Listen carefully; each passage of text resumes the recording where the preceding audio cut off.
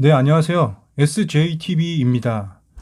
자, 오늘 여러분 알다시피 텔레그램 엠번방 최초 개설자 가까시 잡혔죠? 이 경찰이 파악한 바에 따르면 피해 여성이 그 10명이 모두 미성년자라고 합니다.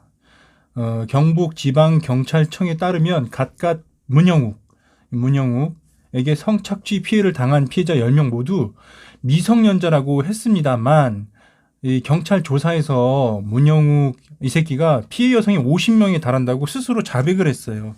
자랑 삼아 자백을 했는지 어쨌는지 모르겠지만 하여튼 이 새끼가 자백을 했습니다. 저는 이런 거 보면은 정말 어이없는 이런 사건 보면은 정말 우리나라가 이 사형제를 부활을 해야 된다 이렇게 생각하는 사람 중에 하나예요.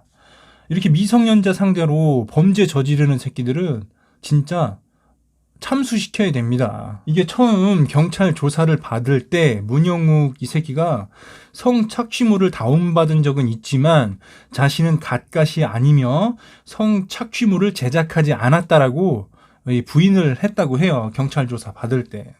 정말 이거 대한민국 경찰을 뭘로 보는 건지 모르겠어요. 응? 거짓말을 할 게 따로 있지. 다 들통납니다. 결국 경찰이 장기간 수집 분석한 디지털 증거를 토대로 담당 경찰이 추궁하자 문영욱 이 새끼가 조사 6시간 만에 내가 갓갓이다 라고 자백했다고 합니다. 긴급 체포돼서 구속됐고요. 이 경찰이 아무리 우리 간간히 경찰 내부에서 사고도 치고 가끔은 무능한 면을 보일 때도 있어요, 사실. 하지만 이 경찰의 수사력을, 공권력을 우습게 보면 안 됩니다. 이미 다 증거를 수집을 하고 자백을 받는 거죠. 결국은 자백받고 잡혀 들어가게 돼 있어요. 문영욱이 이 새끼가 자백을 하게 된 그 직접적인 원인이 이 경찰이 압수수색을 통해 확보한 휴대폰 때문이라고 합니다. 갓갓 이놈이 사실 처음에는 절대 잡히지 않을 것이라고 이렇게 확신을 했다고 합니다. 박사 조주빈이 검거됐다는 그 언론을 그 보도를 접한 뒤에도 자기가 가지고 있던 그 디지털 정보 영상들 있죠? 그걸 다 파기하고 초기화했다고 합니다. 그런데 별짓을 해도 결국에는 다 잡히게 돼 있어요. 경찰을 그렇게 우습게 보면 안 됩니다. 공권력, 우리나라 대한민국 경찰 정말 우습게 보면 안 돼요. 어물쩡 저물쩡 대충 그 자료 파기한다고 못 잡고 그러지 않아요. 제가 경찰분들을 옹호하는 건 아닙니다만 현실이 그래요. 다 잡히게 돼 있습니다. 이 갓갓 문영욱이 제작한 동영상 및 사진이 이 3,000개가 넘는다 그래요. 이 갓갓 문영욱은 2015년 7월부터 이미 유사한 범행을 시작했다고 이렇게 진술했다고 나와 있네요. 아니 그럼 10대 때부터 범죄를 진행했다는 거 아닙니까? 이런 놈이 정신에 좀 문제 있는 놈 아니겠어요?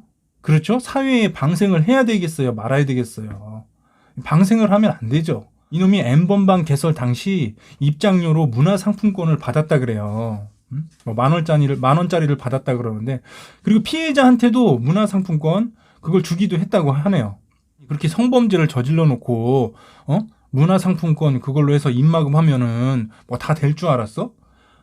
정말 이해 안 되는 놈이죠.